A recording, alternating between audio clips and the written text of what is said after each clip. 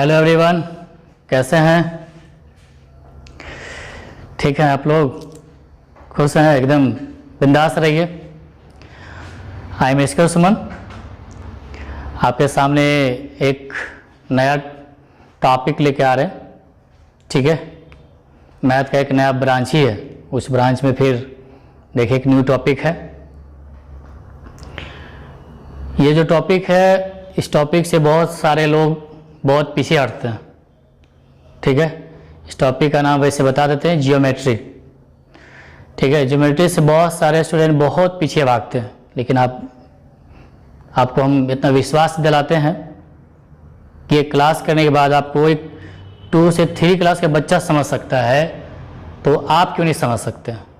ठीक है, आप देखिए इतना आसानी से समझ में आएगा, और एक बार यदि आप पढ़ लीजिएगा, ठीक है ना, तो हमेशा के लिए दिमाग में सेट हो जाएगा। ये बात हमेशा ध्यान रखिए। आप देख लीजिए, तुरंत ही दिखाते हैं आपको कैसे समझ में आएगा, एकदम ऑरिजिन से लेकर के। ठीक है, इसका बेसिक कॉन्सेप्ट है। कॉन्सेप्ट जरूरी होता है, यदि कॉन्सेप्ट आपके पास नहीं है तो आपको कोई मैथ में दिक्कत हो सकता है, सिर्फ ट्रिक टेक्निक काम नहीं करेगा। हाँ, इसमें भी ज्योमेट्री में भी आपके पास अच्छा ट्रिक्स है, टेक्निक है, कैसे क्विक टाइम लगाएंगे, कैसे विद इन सेकेंड यूज करेंगे, कैसे बनाएंगे। ठीक है, एग्जाम्पल से बात करते हैं। छोटा सा एग्जाम्पल, ये आपके पास ये लाइन है, ये फिगर है, इसको इसमें दे देगा आपको कि 60 डिग्री है, ये 40 डिग्री है। आपके पास इसका एक कॉन्सेप्ट रहेगा, तो आप आराम से इसके आंसर पूछेगा, यहाँ पे दे देगा एक्स दे देगा आप, और यह एक्स का वैल्यू पूछेगा, तो इसका एक बार कॉन्सेप्ट समझ में आ जाएगा, फिर आपको बनाने में कोई दिक्कत नहीं होगा।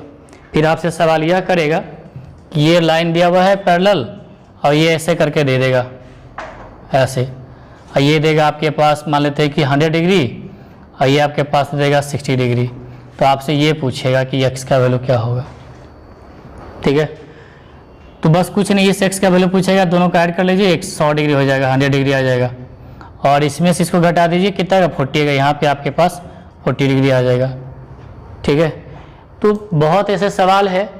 फिर इसके आगे आप जाइएगा तो आपके पास पूछेगा ट्रायंगल में ऐसे करके सवाल दे देगा, यहाँ पे बाइसेक्टर दे देगा आपको, तो इसका कॉन्सेप्ट आपके पास रहेगा।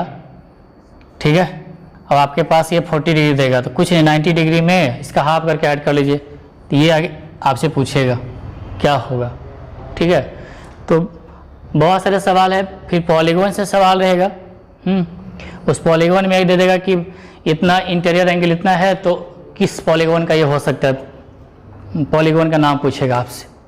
ठीक है, आपको इतना हम दावे के साथ कर सकते हैं, दावे के साथ बता सकते हैं, आपको एक विश्वास कीजिए कि आप कुछ भी नहीं जानते इसमें, ज्योमेट्री में बिल्कुल कुछ भी नहीं जानते हैं।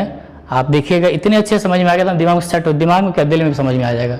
इतना विश्वास रखिए आपको, हम दावे के साथ करते हैं आपको। और नहीं विश्वास है तभी कलम पेन और कॉपी लेके बैठ जाइए। ठीक है, यदि आप मोबाइल भी लेट के देख रहे होंगे ना, आप बैठ जाइएगा, देखिए कितना बात दावा करते हैं। जैसे कहता है ना, कोई भी चीज़ अच्छा लगता है, कहते हैं वंस मोर, आप देखिएगा वंस मोर आपके निकलेगा मुँह से, वंस मोर, और आपके मुँह से आवाज़ निकलेगा, वाह क्या क्लास रहा है। हम दावे के साथ कर सकते हैं, आपको समझ गए? एकदम जोश और जुनून के साथ ये क्लास शुरू करते हैं। आप देख लीजिए, यदि आप जैसे तैसे बैठे ना, आप आराम से बैठ जाइएगा, एकदम एनर्जेटिक साथ बैठिएगा, बहुत अच्छे समझ में आएगा। समझ में आ रहा है ना? देख लीजिएगा। तो थोड़ा सा कॉन्सेप्ट तो चाहिए ही चाहिए हर टॉपिक में।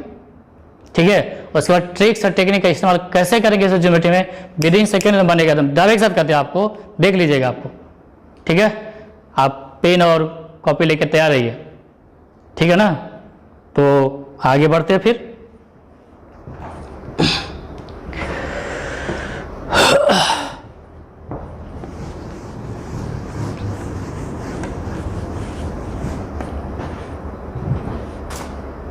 विश्वास रखिए, आपको अच्छे समझ में आएगा। बस ये ध्यान रखिए कि एकदम बिल्कुल स्टार्टिंग से देखते जाइए, एक बार खाली देख लीजिएगा ना, तो दिमाग में बिल्कुल छप जाएगा, सेट हो जाएगा एकदम, आप मास्टर हो जाएंगे इसमें, देखिएगा मास्टर। ठीक है ना। वैसे इस ज्योमेट्री में आपको टॉपिक स्टार्टिंग में तो आपको पॉइंट आएगा। ठीक है ना, पॉइंट से शुरू करेंगे हम लोग। इसमें जो टॉपिक्स आता है, लाइन एंगल्स आता है, उसके बाद ट्राइंगल से आता है, क्वाड्रिलेटरल से आता है, उसके बाद पॉलीगॉन से आता है, ठीक है, उसके बाद आपको सर्किल से आएगा। ज़्यादातर सवाल इसमें 5 सवाल यदि पूछता है ज्योमेट्री से तो ट्राइंगल और सर्किल से ज़्यादा रहते हैं, ठीक है। ट्राइंगल और सर्किल में थोड़ा समय लगेगा, ट्राइंगल में, और ट्राइंगल और सर्किल को कंबाइन करके भी सवाल देता है। समझ में आ रहा है ना। तो टॉपिक वैसे लिख देते हैं, ठीक है।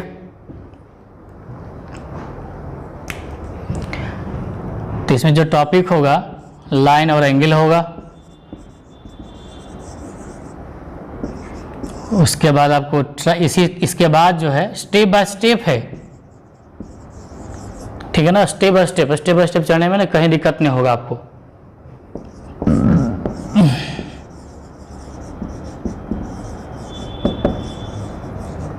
क्वाड्रिलेटरल हो गया, उसके बाद आपका पॉलीगॉन है, उसके बाद आपका सर्कल, ठीक है। लाइन एंगल होगा, रेखा और कोण हो गया, ट्रायंगल मतलब त्रिभुज हिंदी में, क्वाड्रिलेटरल मतलब होता है चतुर्भुज, और पॉलीगॉन का मतलब होता है बहुभुज, और ये सर्कल वृत्त, ठीक है।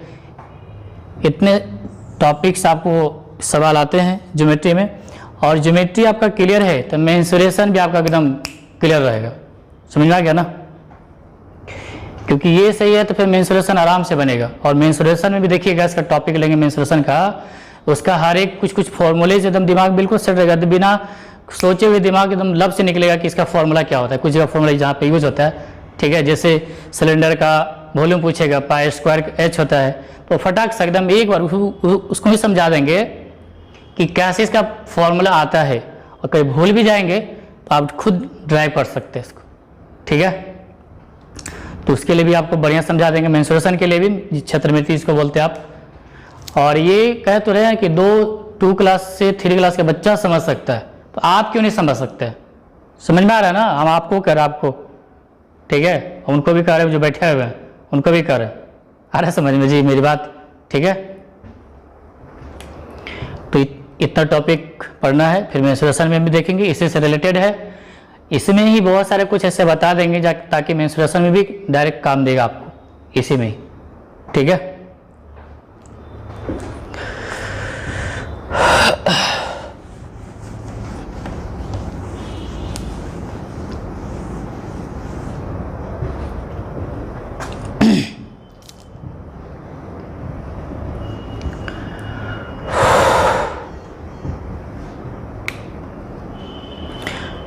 तो वैसे टॉपिक में लिख देते हैं स्टार्टिंग में लाइन और एंगल।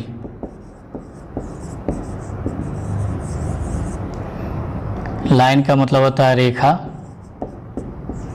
और कोण।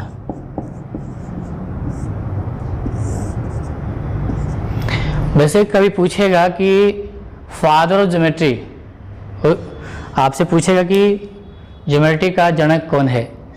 कभी कभी जीएस में भी पूछ जाता है कि ज्योमेट्री का जनक कौन है, रेखागणित का या ज्यामिति का जनक कौन है, फादर ऑफ ज्योमेट्री। तो पता होगा, सबको पता होगा, बचपन से जानते हुएगा, लेकिन फिर से लिख देते हैं।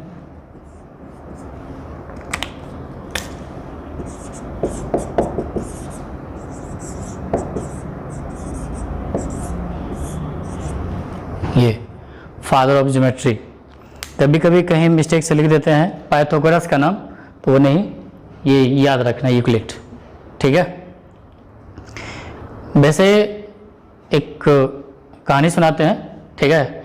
एक व्यक्ति है, कोई व्यक्ति के पास मान लेते 2 बेटा है या कुछ भी, ठीक है, बेटा है बेटी कुछ भी, तो उस शेयर के बारे में सोचते हैं कि हो सकता है कल के डेट में शेयर करना हो। जैसे मान लो उनके पास से कोई लाइन है, जमीन है, भूमि है, ठीक है। अब वो बैठे बैठे सोचते हैं अपने खेत पे जा करके कि अपने बेटे की यदि कहीं कल के डेट में साझेदारी करेगा, बंटवारे करेंगे तो 2 पार्ट होगा। बैठे बैठे सोच रहे, अब वो सोचेंगे आगे जाकर कैसे और आधा होगा, फिर उसके बाद फिर और ऐसे सोचते हैं, फिर उसके बाद यहाँ तक पहुँचते हैं, फिर उसके बाद यहाँ तक पहुँचते हैं, फिर यहाँ तक, फिर यहाँ तक, फिर यहाँ तक, ठीक है। इतने छोटे तक चले जाते हैं, स्मॉलेस्ट यूनिट तक चले जाते हैं, ठीक है। तो उसका नाम वहीं से दिया गया है, पॉइंट का नाम के बारे में सुने होंगे, ये पॉइंट। ठीक है, तो ये सोचने वाले कौन थे? आपके यूक्लिड साहब, ठीक है ना। इतना दिमाग लगाए बैठे बैठे, आप भी दिमाग लगा सकते, कुछ भी दिमाग लगा सकते हैं आप भी, ठीक है। जैसे न्यूटन साहब ने पेड़ के नीचे बैठे बैठे जब वो सेब नीचे आया था जमीन के नीचे, तो ग्रेविटेशनल फोर्स के बारे में जानकारी निकाल ली है, ठीक है। ठीक उसी तरह से यूक्लिड साहब ने ये पॉइंट का स्टार्ट किया। एकदम खुली आंखों से आप सबसे छोटा पूछेगा कि स्मॉलेस्ट यूनिट क्या है, जो कि आप खुली आंखों से आप देख सकते हैं, वो है आपका पॉइंट है, ठीक है। यही आपके पास पॉइंट है कि सबसे छोटा स्मॉलेस्ट आर्टिकल जिसके कहते हैं ना, ये पॉइंट है, इससे छोटा कुछ नहीं हो सकता है, ठीक है। ये पॉइंट हो गया। अब इसका नाम हिंदी में आपका बिंदु होगा, ठीक है। अब क्या है कि पॉइंट में क्या है, इसमें no dimension, it has no length, no breath, no height, but it is an exact location, ठीक है। इसमें ना तो लेंथ होता है, ना लंबाई होता है, ना चौड़ाई होता है, ना मोटाई होता है, ना ऊंचाई होता है, ये सिर्फ स्थान गिरता है, ठीक है। इसी को कहा जाता है पॉइंट, बिंदु कहा जाता है, ठीक है। अब ये सोचिए कि अब ये इसको नेग्लिजिबल माना जाता है, इसका डायमेंशन हम 0 के बराबर माना जाता है, लेकिन अब ये सोचिए कि ये पॉइंट ऐसे है, ऐसे, ठीक है। आप इसको एक साथ कर दीजिए, इस पॉइंट को, तो ये लाइन बन जाता है, रेखा बन जाता है, ठीक है। आप ऐसे भी लगा सकते हैं, हाँ, इसको मिला दीजिए, सारे पॉइंट को मिला दीजिए, तो ये भी लाइन है। The set of point is called line, ठीक है। यानी बिंदुओं के समूह को रेखा कहा जाता है, ठीक है। तो आपका ज्योमेट्री जो है पॉइंट से स्टार्ट हुआ है, ठीक है। हालांकि इस पॉइंट की ज़रूरत इतने अच्छे से जगह होता है, इतने खतरनाक तरीके से होता है कि इसका यूज भी आप देख के आश्चर्य लगेगा आपको। जैसे आपके पास यदि आपके अकाउंट में 1 लाख रुपीज़ है, 1 लाख रुपीज़ है, और गलती से वहाँ के अकाउंटेंट पॉइंट लगा दिए यहाँ पे, तो आपके खाता में कितना बचेगा? 1 रुपीज़ बचेगा। सोचिए कितने ये खतरनाक चीज़ है, कितनी इंपॉर्टेंट चीज़ है, समझ सकते हैं आप।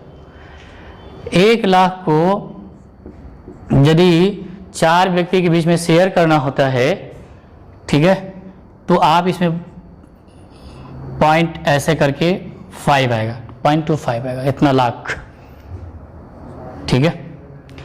अब यदि जो आपको शेयर में इतना आपको किसी को बांटने दिया जाए आपके थ्रू, तो बताइए इतना लाख, ठीक है। लेकिन गलती से पॉइंट यदि हटा देते हैं तो कितना 25 लाख कितने का नुकसान हो सकता है, समझ गए। तो इस तरह से पॉइंट का काफ़ी महत्व है।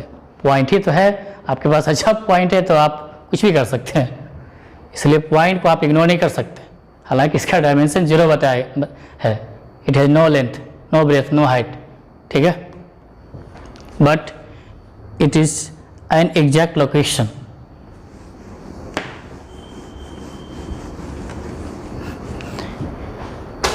ठीक है, पॉइंट के बारे में समझ में आ गया। पॉइंट का सेट यानी समूह को हम लोग क्या बोलते हैं? लाइन बोलते हैं, रेखा कहते हैं। समझ में आ रहा है सबको? अब यहाँ क्या है कि जैसे ये मार्कर को देख लीजिए, ठीक है, मार्कर, इसमें देखिए ये है, इसका लीड है, ढक्कन इसको बोलते हैं, ये पार्ट है, इसका पार्ट अलग, इसका पार्ट, इस दोनों का नाम अलग हो सकता है।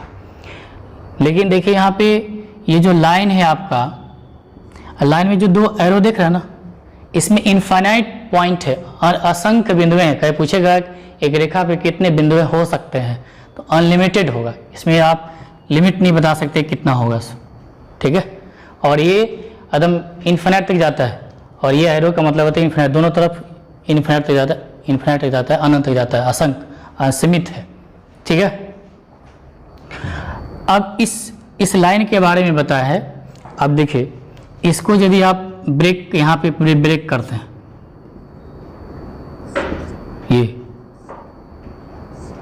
ठीक है, तो लाइन का एक सेगमेंट हो गया, लाइन का खंड हो गया, ये तो लाइन कहलाया, ठीक है, इसको रेखा करें। और ये लाइन का सेगमेंट है, सेगमेंट मतलब टुकड़ा, पार्ट, हिस्सा, तो ये तीनों क्या हो गया, लाइन का सेगमेंट, ठीक है, यानी इसको रेखा खंड कहते हैं, ठीक है। आगे जब सर्किल में भी जाइएगा तो वहां पे आता है मेजर सेगमेंट, माइनर सेगमेंट, टुकड़ा, सर्किल का वृत्तखंड, ठीक है। तो ये भी लाइन सेगमेंट है, ये भी लाइन सेगमेंट है, ये भी लाइन सेगमेंट है। जैसे यहाँ बताया था ये इसका अलग नाम है, इसका अलग नाम है, तो ये तीनों लाइन सेगमेंट हो गया, इसी का पार्ट हो गया। तो ये जो देख रहे हैं यहाँ पे ये वाला, तो इसका एक अलग नाम है, ये एक पॉइंट इधर एंड पॉइंट हो गया, ये आगे नहीं बढ़ सकते आप, इधर आगे बढ़ेगा, तो इसका नाम तो लाइन सेगमेंट के साथ साथ इसका नाम एक और है, रे, किरण है। ये भी वही चीज़ है, इसका नाम वही रह गया, लाइन सेगमेंट ही रह गया, ये भी लाइन सेगमेंट ही है, लेकिन इसका एक अलग नाम है, रे, किरण। समझ आ गया। स्पेशलाइज किया जाए तो ये हो जाएगा आपका लाइन, रेखा, ये हो गया आपको रे, किरण, और ये हो गया लाइन सेगमेंट ही रह गया इसका नाम, ये तो वही चीज़ है, रे ही है, ठीक है। जब इस पार्टिकुलर की बात करें तो कि बताइए कि ये क्या है, ऐसे करके दे देगा तो ये लाइन सेगमेंट हो गया, रेखा खंड हो गया, ये क्या हो गया, रे हो गया, किरण हो गया। और इसके बारे में पूछ देगा आपसे तो लाइन बोलेंगे, किरण है। इसमें एंड पॉइंट नहीं है, इसमें एक एंड पॉइंट माने अंत बिंदु एक है, इसमें दो अंत बिंदु है, ठीक है। कभी आपसे पूछ देगा कि एक पॉइंट है, इस पॉइंट से कितने लाइन खींचा जा सकता है इसके थ्रू, तो अनलिमिटेड, आप ऐसे खींचिए, ऐसे खींचिए, ऐसे खींचिए, असंख्य, इनफाइनाइट, अनलिमिटेड। बट आपसे पूछेगा कि दो पॉइंट हम दे देते हैं, इस दो पॉइंट से कितनी लाइन जाएंगे, वन एंड ओनली वन, एक और केवल एक लाइन खींचाएगा। समझ में आ गया। ये भी सवाल पूछता है कि वन पॉइंट से होकर, ठीक है, वन पॉइंट के थ्रू एक बिंदु से होकर कितने लाइन खींचे जाएंगे, तो आप असंख्य का आंसर दीजिएगा वहाँ पे, और दो बिंदु से होकर, दो पॉइंट से होकर के एक और केवल एक, one and only one line खींचे जाएंगे। ये भी एग्जाम में डायरेक्ट आता है, ठीक है। खास करके बिहार वाले, बिहार दरोगा में या बिहार पुलिस में मेंस के एग्जाम में ये सब पूछेगा भी, ठीक है। बिहार एसएससी में या किसी भी एसएससी में, सेंट्रल एसएससी में भी, रेलवे में तो पूछता ही क्वेश्चन, कैट मेट में भी तो आता ही आता है, ठीक है। और इसका इस्तेमाल जब ये पता होगा तो मेंस्ट्रुएशन में काम देगा, जो कि बैंकिंग सेक्टर में भी आता है, तो ये सब पता होगा तो मेंस्ट्रुएशन भी आराम से बना सकते हैं। ये भी इसमें दिक्कत है, मेंस्ट्रुएशन में भी दिक्कत हो जाएगा आपको, ठीक है। इसलिए ध्यान रखिए, ये सवाल आता है। अब रेलवे में तो पहले तो बहुत सवाल आता था इससे, अब थोड़ा कम कर दिया, लेकिन फिर भी आता है, पीटी हो चाहे मेंस हो, आता ही था, अब अभी भी आएगा। जो एग्जाम होने वाला है एनटीपीसी का, उसमें भी आएगा, ठीक है ना। जो रेलवे के विद्यार्थी हैं इसको अच्छे से बखूबी से देखिए, समझिए, ठीक है ना, एकदम दिमाग में सेट हो जाएगा। बस स्टार्टिंग से देखते जाइए, समझते जाइए, ठीक है। इतनी बात समझ में आ गया, आगे बढ़ें।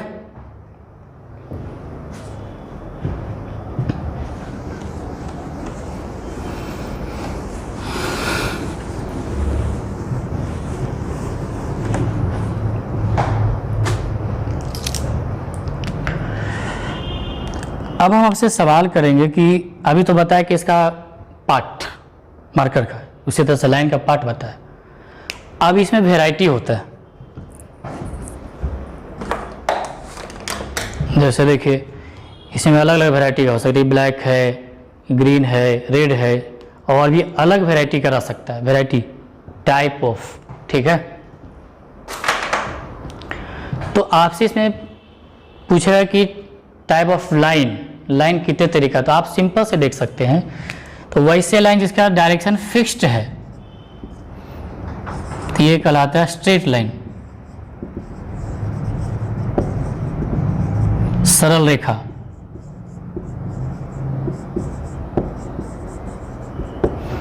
और जिसका डायरेक्शन फिक्स नहीं होता है, ये इसको इजीली मत लीजिए, लाइटली मत लेना है। आप अभी समझते जाइएगा, आगे बिल्कुल दिक्कत नहीं होगा। अभी इग्नोर करेंगे इसको, आगे दिक्कत हो सकता है, इसलिए be serious on this point. Okay, इस लाइन क्या है? Curve line.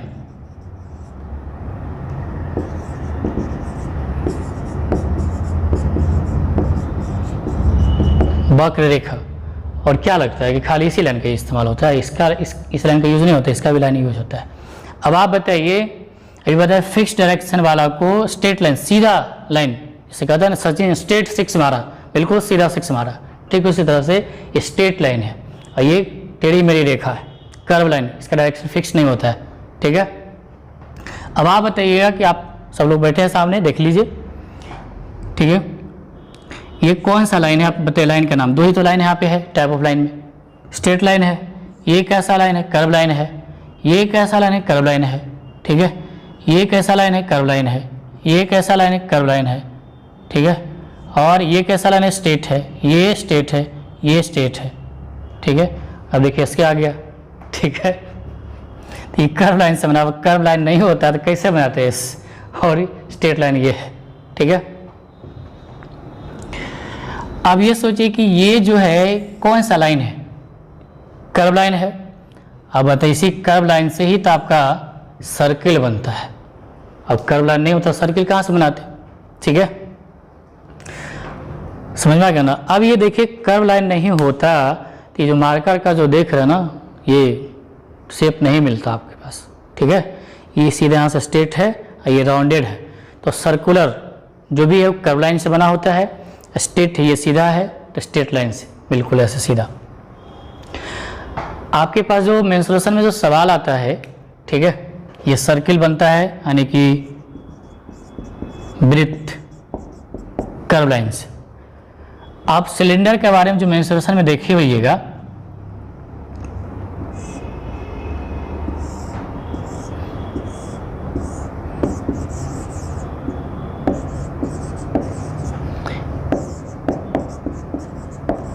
सिलेंडर, ये बेलन, बेलन में कभी गलती से मेंसुरेशन पड़े होंगे, ठीक है, तो उसमें आता है CSA आता है, तो ये आता है कर्व सरफेस एरिया, ठीक है। इसका लिख देते हैं कर्व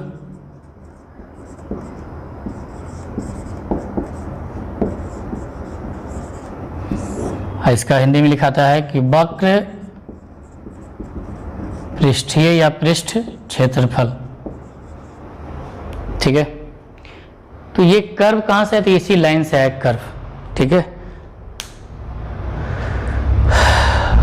वो बॉक्स सिलेंडर वाला नहीं है क्या? कोई नहीं है सिलेंडर वाला।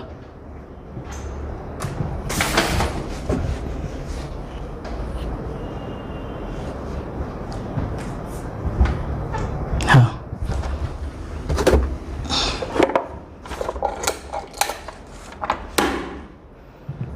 देख लीजिए, ये सिलेंडर आपके सामने है। और आप देख लीजिएगा कि मेंसुरेशन क्लास में देखिए कैसे आपको उसके बारे में बताते हैं, एकदम सेट रहेगा मेंसुरेशन अभी।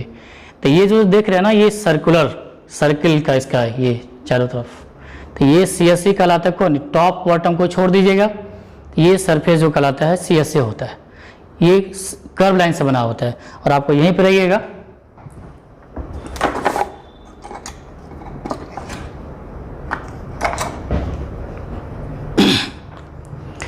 ये देख लीजिए, ये स्ट्रेट लाइन से बना होता है। तीसरा टॉप बॉटम छोड़ दीजिए, ठीक है ना। बाकी जो बच रहा है चारों साइड, तो ये आपका LSA कहलाता है। दोनों में ज़्यादा का डिफरेंस है नहीं, ये स्ट्रेट लाइन से बना हुआ है, एक कर्व लाइन से बना हुआ है। तो इसमें CSA कहलाता है कर्व सरफेस एरिया, और इसमें जो है ये सीधा से बना हुआ है, ठीक है ना, स्ट्रेट।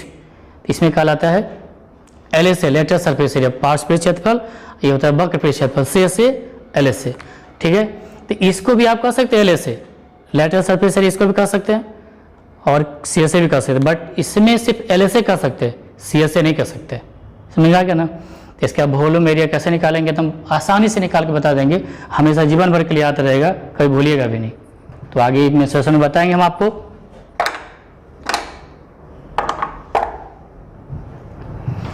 तो इतनी बात समझ में आ गया होगा कि लाइन जो है स्ट्रेट लाइन और कर्व लाइन दोनों का यूज़ काफ़ी है।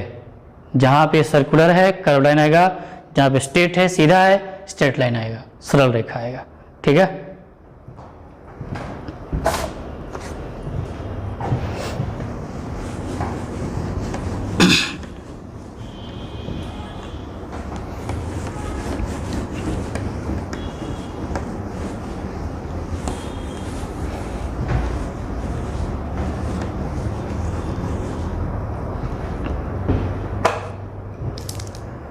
तो अभी आपने देखा कि दो टाइप का लाइन है, स्ट्रेट लाइन और कर्व लाइन। और लाइन सेगमेंट देखा है आपको, एक लाइन हो गया, लाइन सेगमेंट हो गया और रे हो गया। ठीक है। अब क्या है कि आपसे पूछेंगे कि ये बताइए ये क्या है, रे है, किरण है, लाइन सेगमेंट भी कर सकते हैं, इसे किरण स्पेशलाइज है। ये भी आपका रे है, किरण है। ठीक है। दोनों का एंड पॉइंट कॉमन हो जाएगा, एक ही हो जाएगा। ऐसे फॉर्मेशन को हम लोग एंगल कहते हैं, कोण कहते हैं। ठीक है। If the common end point of any two rays is called angle. ठीक है। कोई दो किरण का अंत बिंदु एक हो जाए या कॉमन हो जाए उसको एंगल कहा जाता है। ठीक है। अभी देखिए ये है और दूसरा ये है, एंड पॉइंट एक हो गया, कॉमन हो गया। अब ये वाला एंगल हो गया। ठीक है। कुछ न कुछ एंगल बनेगा। अब ये देखिए यहाँ पे एंगल यहाँ भी बन रहा है और ये सारी बन रहा है। ठीक है। जिधर से पूछेगा उसके बारे में। वैसे छोटा एंगल को इंटीरियर और बड़ा एंगल को एक्सटीरियर कहा जाता है। यह अंतः कोण हो गया, ये बाह्य कोण हो गया, बाहर का कोण। ठीक है। इतनी बात समझ में आ गया। और एक बात बता दें कि एंगल आप प्रोटेक्टर देखिएगा इंस्ट्रूमेंट बॉक्स में, चांद जिसको बोलते हैं, इस तरह से रहता बना हुआ। आप यहाँ देखेंगे 90 डिग्री, यहाँ 0 डिग्री रहता है, यहाँ पे 180 डिग्री रहता है। ठीक है। तो यहाँ ये वाला जो फॉर्मेशन देख रहे हैं ना, हमेशा 90 डिग्री, चाहे कैसे भी, ये 90 तो इधर भी 90 होगा। अच्छे से देखेंगे, बच्चे बच्चे जानते हैं इसके बारे में, प्रोटेक्टर के बारे में, चांद के बारे में इसको बोलते हैं। ठीक है। तो कभी भी इस तरह का दिख जाए एकदम बिल्कुल ये सीधा और ये सीधा, ये 90 डिग्री हमेशा ध्यान रखिएगा। बिल्कुल 90, इससे थोड़ा कम जाएगा, इससे थोड़ा ऊपर जाएगा तो 90 के 0 डिग्री हो गया, ये 90 डिग्री हो गया और इसके बीच आ जाएगा ऐसे। ठीक है। तो ये पूरा कंप्लीट दोनों रहेगा 90 डिग्री। और एक और ऐसे बना दे तो ये भी 90 डिग्री, और एक और ऐसे बना दे यानी पूरे यहाँ से यहाँ तक कितना होगा, 180 डिग्री हो गया। और ये फिर 90 डिग्री और ये फिर 90 डिग्री। ठीक है। अब आप बताइए कि जब ये पूरा यहाँ से ऐसे मिला देंगे, पूरा इस पॉइंट पे चारों तरफ जब बनाएंगे तो आप ऐड कर सकते हैं, बच्चा बच्चा ऐड कर सकते हैं, 360 डिग्री 360 डिग्री होगा। ठीक है। तो हमेशा ध्यान रखिएगा कि एक पॉइंट के चारों तरफ कितना डिग्री बोलिए, 360। अब इस पॉइंट के बीच में हाफ कर लीजिए तो ऊपर में कितना बनेगा, 1 डिग्री 180 डिग्री और नीचे कितना 180 डिग्री। समझ में आ गया? कोई दिक्कत नहीं ना? आगे बढ़े? अच्छा लग रहा है? गुड।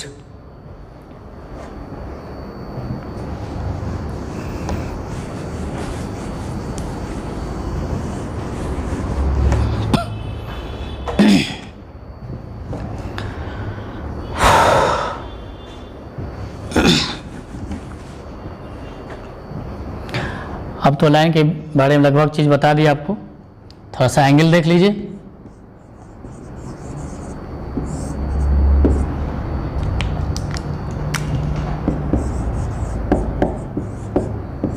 तो कोण के बारे में बता दी, कैसे कोण का डिफिनेशन कैसे होता है, क्या है सो।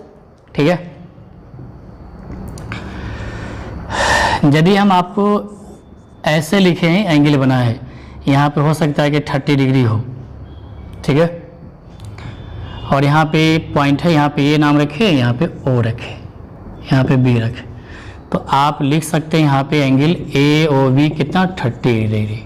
अब आप बताइए जब ये 30 डिग्री है तो इसके अलावे जो इधर बचा होगा, एक बच्चा बता सकते हैं कितना डिग्री बचा होगा? 30 डिग्री बचा होगा, ठीक है। तो ऑब्लिक करके 330 डिग्री लिख सकते हैं, ठीक है। अब ये तो ये इसके बारे में पूछे 30 है, इसके बारे में पूछे 330 डिग्री, 330 डिग्री बोलिएगा, ठीक है, कोई दिक्कत नहीं। और एंगल का सिंबल यह है, ऐसा जब कभी दिखेगा तो एंगल का सिंबल ऐसे दीजिएगा, ठीक है। कोई जगह नहीं भी लिखता है डायरेक्ट AOB 30 डिग्री, तो समझ जाना कि एंगल के बारे में बोला गया, लेकिन ये का मतलब एंगल का मतलब इस तरह से दिखा, ठीक है।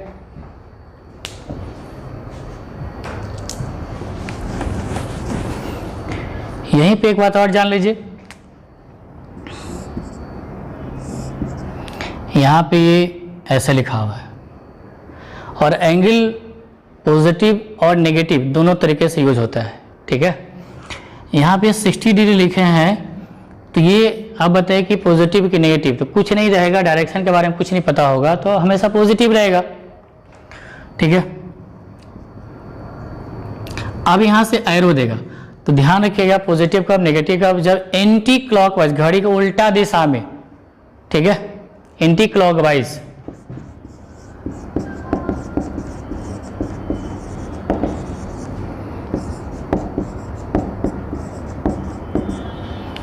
यानी घड़ी को उल्टा दिशा में चलेगा तब पॉजिटिव, ठीक है। और ये घड़ी के राइट यानी क्लॉकवाइज में चलेगा, यानी ऐसे होगा तो पॉजिटिव, और क्लॉकवाइज चलेगा घड़ी की दिशा में, घड़ी की जो सुई चलता है ना राइट साइड, नेगेटिव एंगल।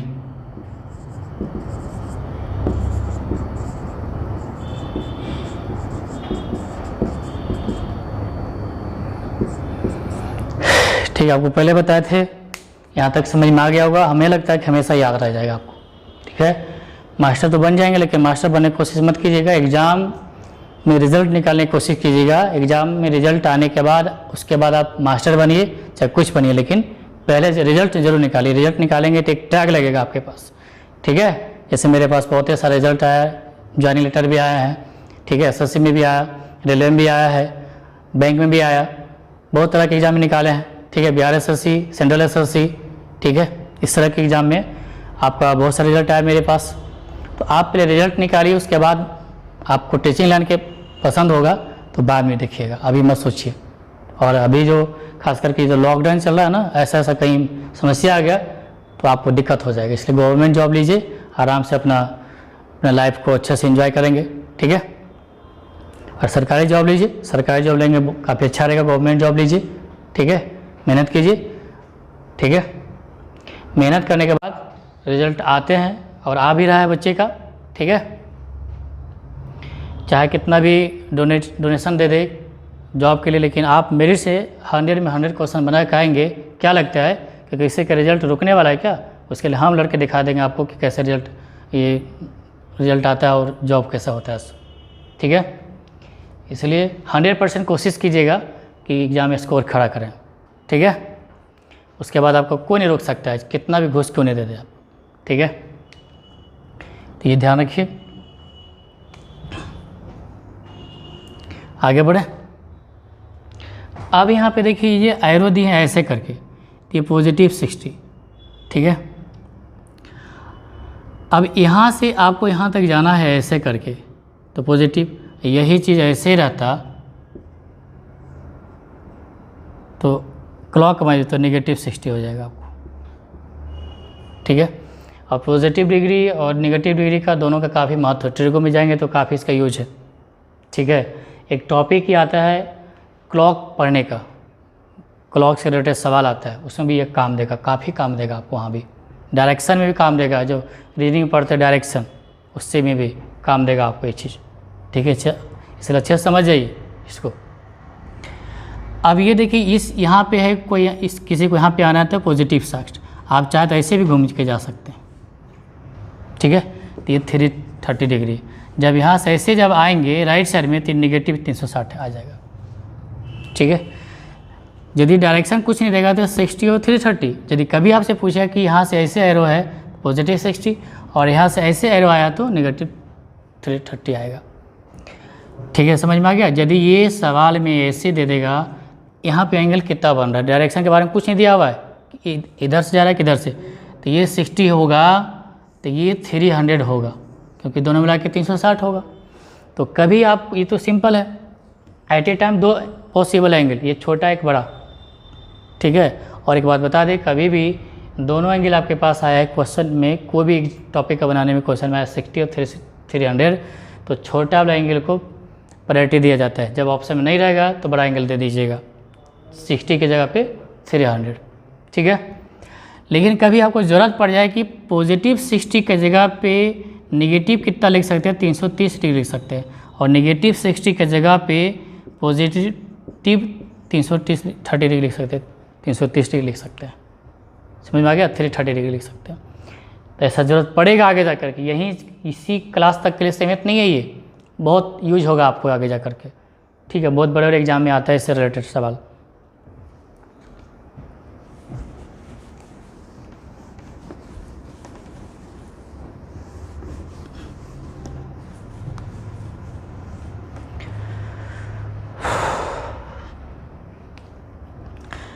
अब देखिए टाइप ऑफ एंगल में जितना हम बताया है ना, वो आगे यूज होगा, हर एक चीज़ स्टेप बाय स्टेप यूज होते जाएगा, पीछे वाला भूलिएगा नहीं, ध्यान रखिएगा और याद आ जाएगा कि हमने क्या बताया था। तो बचपन में सबको पता होगा इसका टाइप ऑफ एंगल में क्या है, बताइए कोई।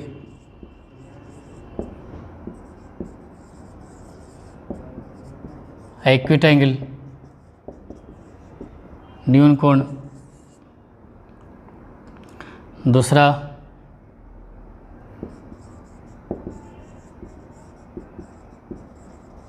राइट एंगल, समकोण,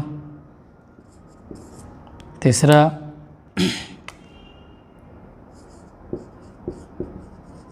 देखिएगा इसका भी डेफिनेशन याद करने की जरूरत नहीं पड़ेगा, बहुत इजीली समझ में आ जाएगा इसका value. Obtuse angle,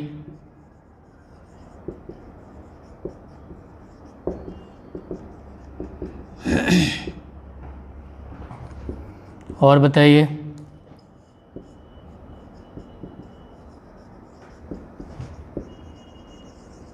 straight angle,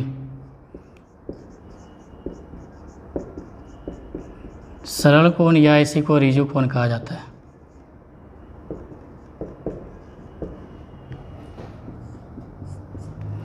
ठीक है, उसके बाद रिफ्लेक्स एंगल,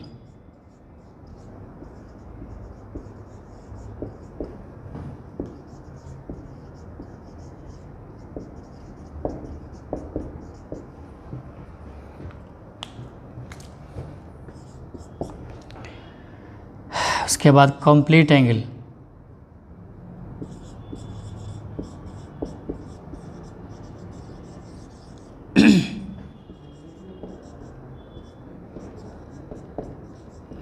और सातवां जो है जीरो एंगल है।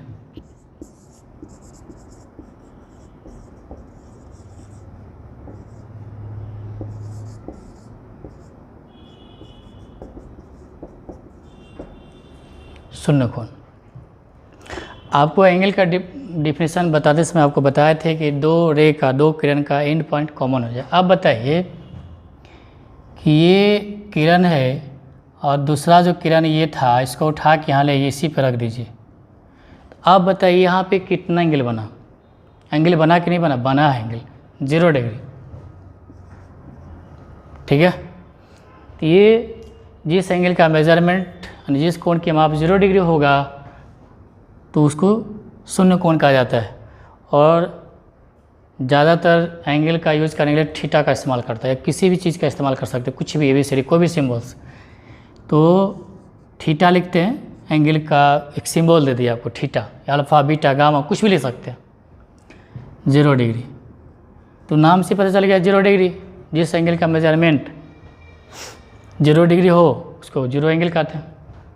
बस इसका इतनी डिफिनेशन तक की लिमिट है, इसका ज़्यादा यूज नहीं करना। अब ये देखिए कि आपको बताए थे कि ये आपके पास 90 डिग्री है, फिर ये इसको उठा के ऐसे लाए, इसको फिर इधर कर दीजिए तो फिर 90 डिग्री, फिर इधर घुमा दीजिए यहाँ से यहाँ तक ऐसे करके, तो ये वाली किरण उठ करके फिर उसी पे आ जाएगा। तो 0 डिग्री का जो फॉर्मेशन है वो 360 डिग्री का भी फॉर्मेशन है। तो 0 डिग्री और 360 डिग्री दोनों सेम फॉर्मेशन है, दोनों का सेम फिगर है। तो कभी भी 0 डिग्री और 360 डिग्री, 0 डिग्री की जगह पे 360 लिख सकते हैं, 360 की जगह पर 0 डिग्री लिख सकते हैं। समझ में आ गया? ठीक है। तो जिस एंगल का मेजरमेंट 0 डिग्री होगा, 0 एंगल, बस इसका यही काम तमाम है, ज़्यादा इसका यूज है नहीं। ठीक है। अब एक्यूट एंगल क्या है? एक्यूट मतलब न्यून कोण, छोटा कोण। ठीक है। तो आपको बताए थे कि एंगल का फॉर्मेशन यहाँ से कर लीजिए, ये 0 डिग्री, ये 90 डिग्री। ठीक है। तो कुछ नहीं, वैसा एंगल जिसका मेजरमेंट 90 डिग्री से लेस होगा और 0 डिग्री से मोर होगा, 0 से ज़्यादा 90 से कम, it is called acute angle. यानी थीटा का वैल्यू 90 डिग्री से छोटा, लेस देन, और 0 डिग्री से बड़ा होगा। ठीक है। तो एक्यूट कहलाएगा। अब एग्जैक्ट परफेक्ट 90 डिग्री होगा, वो कहलाएगा राइट एंगल। समझ में आ रहा है? अब 90 से मोर देन, इससे ज़्यादा यानी अधिक, ठीक है, और 180 डिग्री से लेस, कम, इससे ज़्यादा 180 से कम, वो कहलाएगा आपको ऑप्टिस एंगल। थीटा का वैल्यू यानी कि वैसा एंगल जिसका वैल्यू 180 डिग्री से कम और 90 डिग्री से मोर होता है। 90 डिग्री से ज़्यादा होगा तो वो, और 90 और 180 के बीच वाले कोण को अधिक कोण बोलते हैं। ठीक है। समझ में आ गया? अब स्ट्रेट एंगल क्या है? यदि हम आपको इसकी बात करें तो यहाँ से यहाँ तक कितना डिग्री? 180 डिग्री, 180 डिग्री, और ये आपको दिख रहा होगा स्ट्रेट लाइन है, सरल रेखा है। ठीक है। 180 डिग्री। तो वैसा एंगल जिसका मेजरमेंट, जिस कोण की माप 180 डिग्री, यानी स्ट्रेट सीधा 180 डिग्री। ठीक है। तो ये 180 डिग्री आ गया। तो इस एंगल का मेजरमेंट कितना? 180 डिग्री। जब कभी 180 डिग्री लिखेगा तो आप इसको स्ट्रेट एंगल बोलेंगे। ठीक है। अब क्या है कि 180 से 180 डिग्री से ज़्यादा और 360 से कम,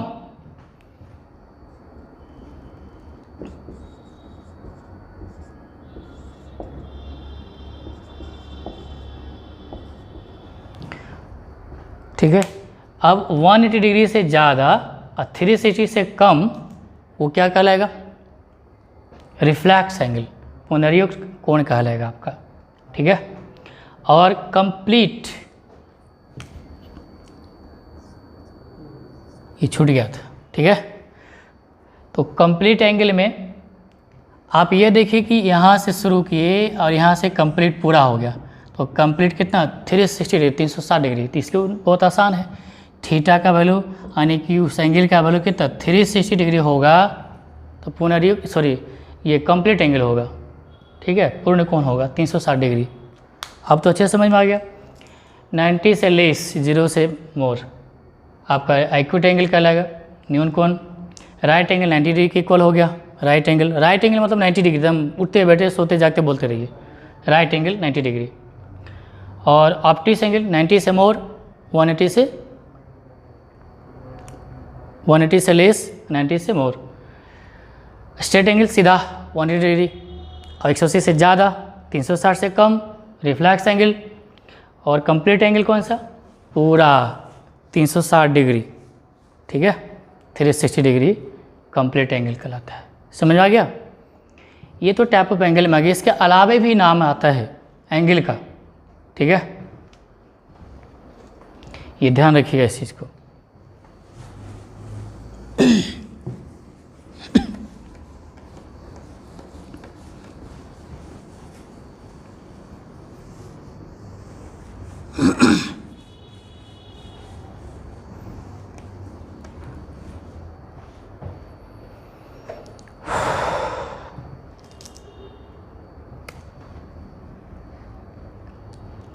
इसके अलावे आता है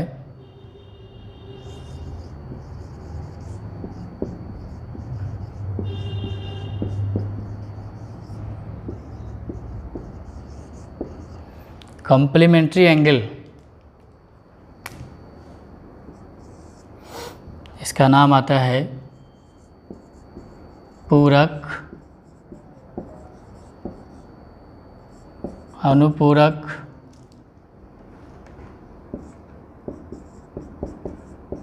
कोटिपूरक, लंबपूरक, और इसी के साथ आता है एक सप्लीमेंट्री एंगल।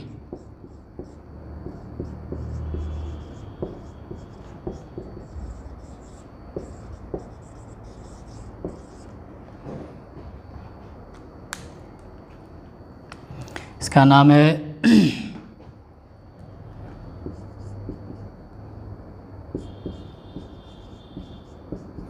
संपूरक,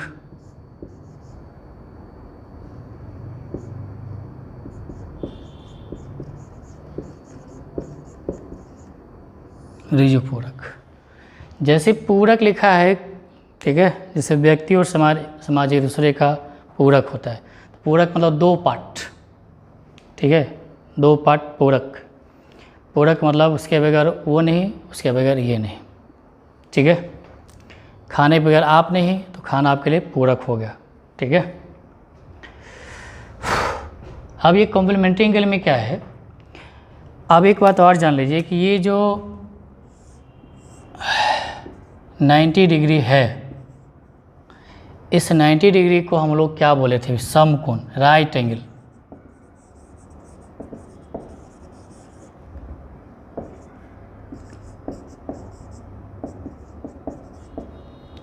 इसी का दूसरा नाम फिर है लंब कोण, लंब, ठीक है। तो लंब कोण इसे कहते हैं। उसके बाद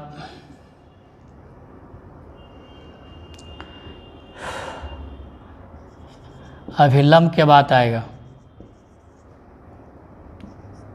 नॉर्मल। कभी नाम सुनो, ये खास करके फिजिक्स वगैरह में, मैथ में भी आता है अभिलंब, ठीक है। कभी कभी ऑर्थोगोनल आएगा,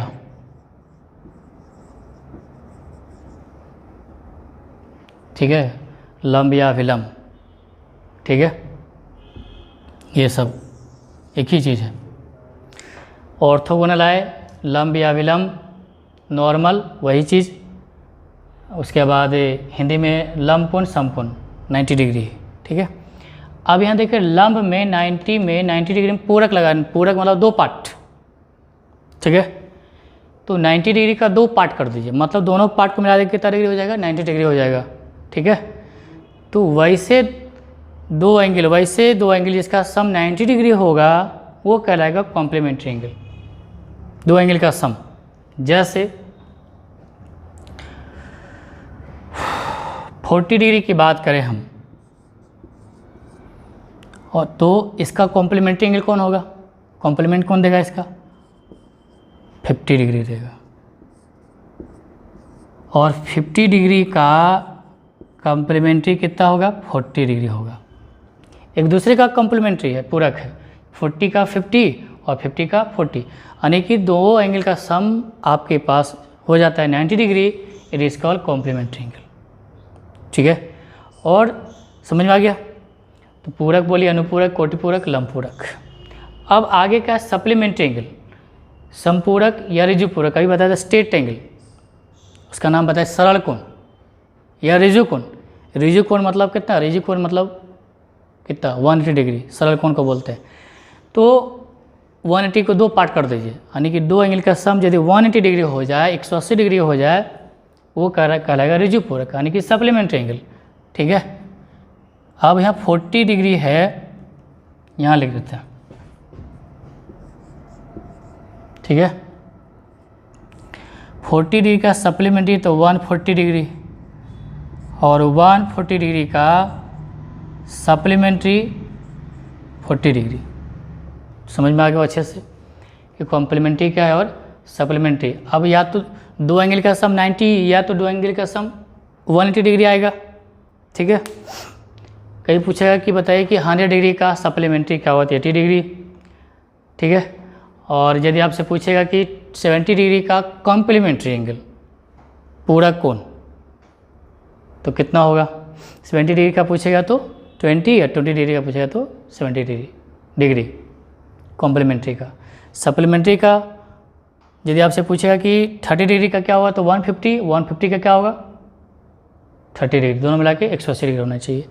अब अल्फ़ाबेटिकली में सी पहले आता है कि एस पहले आता है? सी तीसरा नंबर पे आता है अल्फ़ाबेट में सोचे तो सी, और एस आता है, एस का 19, मेरा नाम एस से शुरू होता है 19, तो सी से बड़ा एस होता है जी।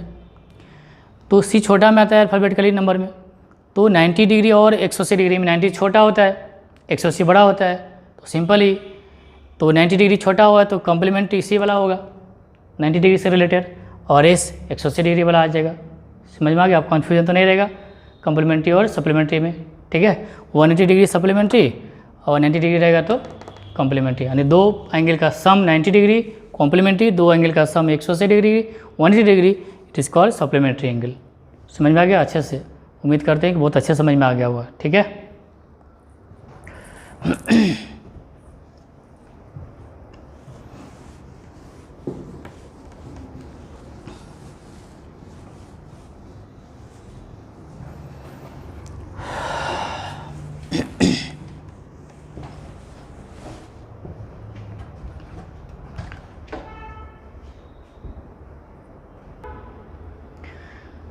तो कॉम्प्लीमेंट्री समझ में आ गया सप्लीमेंट्री आ गया समझ में जी, ठीक है।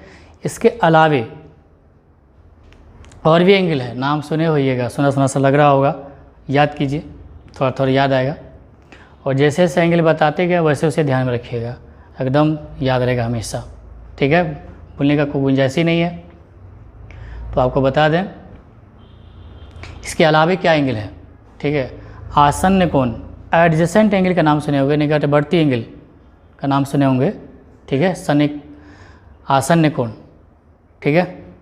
उसके अलावा क्या होता है फिर अगले क्लास में देखेंगे। उसके अलावे फिर बहुत इंपॉर्टेंट सब एंगल है, अल्टरनेट एंगल, एकांतर कोण, उसके बाद फिर कॉरस्पॉन्डिंग एंगल आता है, संगत कोण आता है, ठीक है।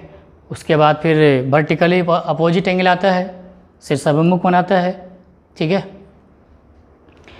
तो जो भी थोड़ा सा बच गया है नेक्स्ट क्लास में अभी और लगेगा, कम से कम 15-20 में आधा घंटा के लगभग क्लास लगेगा, और समझ में आ गया ना, पूरा बढ़िया से कंप्लीट हो जाएगा।